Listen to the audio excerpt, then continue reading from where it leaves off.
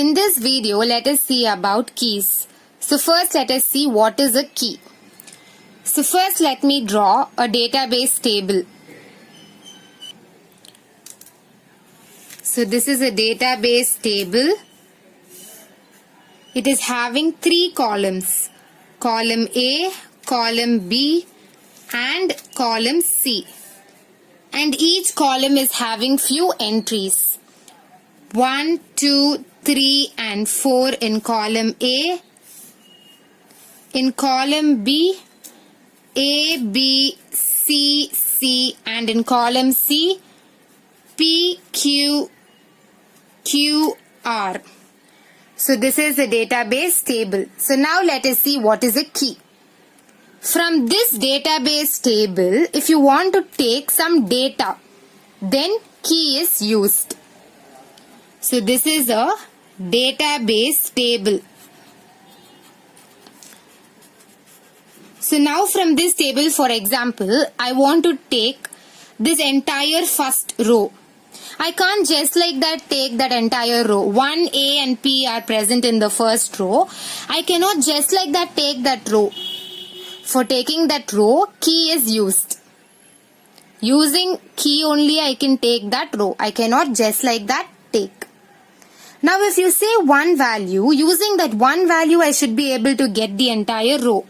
Now if I'm saying 2, I should be able to get the other values that are present in that row. I should be able to get B and Q along with that 2.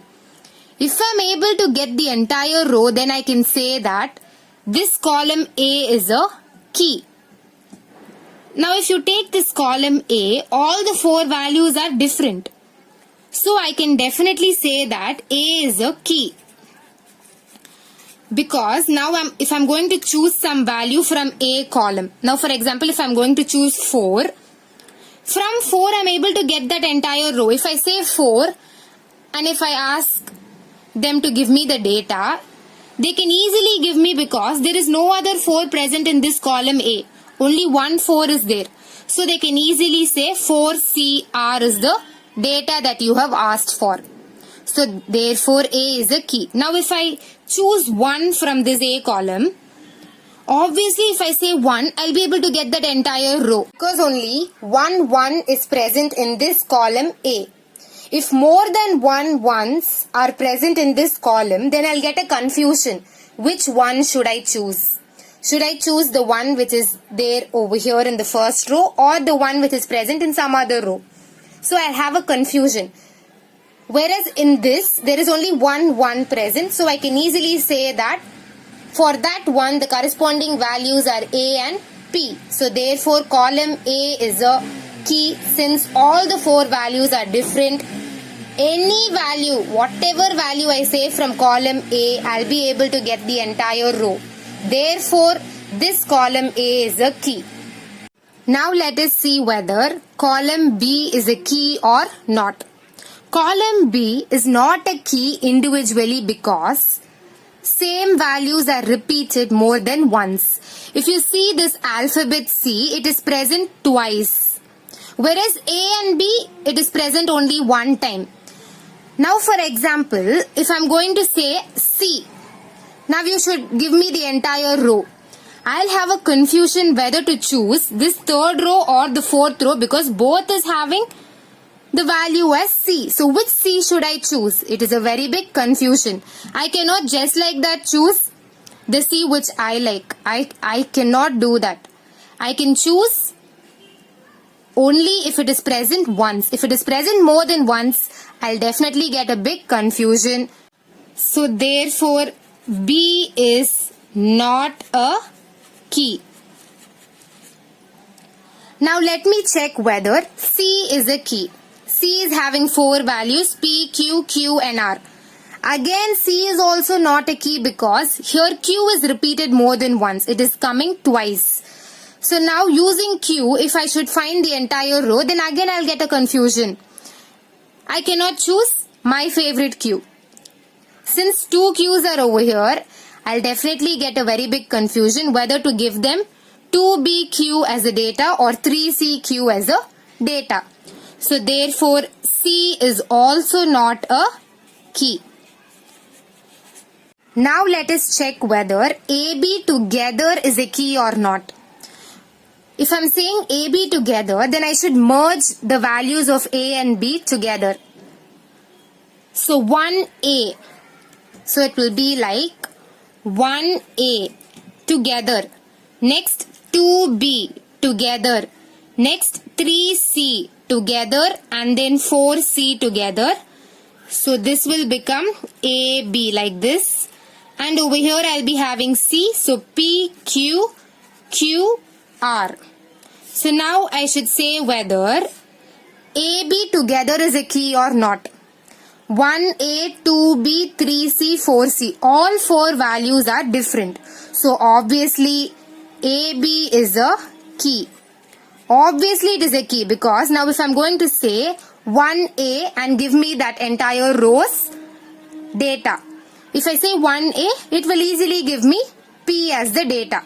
If I say 3C, it will easily give me this data Q. If I say 2B, it will give me Q. If I say 4C, it will give me R. So there is no confusion when I club A and B together. So therefore AB is a key. Now let us check whether BC together is a key or not. BC together means I should club B and C together. So now if I'm going to club, it will be AP, BQ, CQ and CR together. So this is BC column. And then this is A. 1, 2, 3 and 4. So here if you see, all the values that are coming under the column BC are different. So therefore, BC together is also a key. If I say CR and if I ask the entire row's data, then it will easily give me 4. If I say AP, it will give me 1. If I say BQ, it will give me 2. If I say CQ, they will give me 3. So therefore, if I say one value, I am able to get the entire row. So therefore, BC is a key. BC is having different values. So definitely it is a key. One thing you should remember, column name is there. Column name is A, B and C. Whereas the rows are not having any name. That is why we are using this key concept. If even rows are having the name, then we can easily... Now for example, even if row is having the names like A, B, C and D, I can easily say, give me all the values of row D. Give me all the values of row C. But over here you won't be having any row name. You'll be having only column names. No row names, but you'll be having column names. A key can have a single column name or it can also have clubbed column name. Now A is a single column name. This also can be a key. And clubbed BC is a clubbed column names. I'm clubbing 2 column names. Even if I club, that can also be a key. Actually, we'll call the column names as attributes. The other name for column name is attributes. So it can have a single attribute. Key can have a single attribute or it can also have it as a set. BC together is a set. So a key is a set of attribute which can uniquely identify a row in a database table. So this is the concept of keys. If you like this video, please like and subscribe to my channel and click the bell icon to get the new video updates. And please don't forget to share it with your friends. It may be very helpful for them.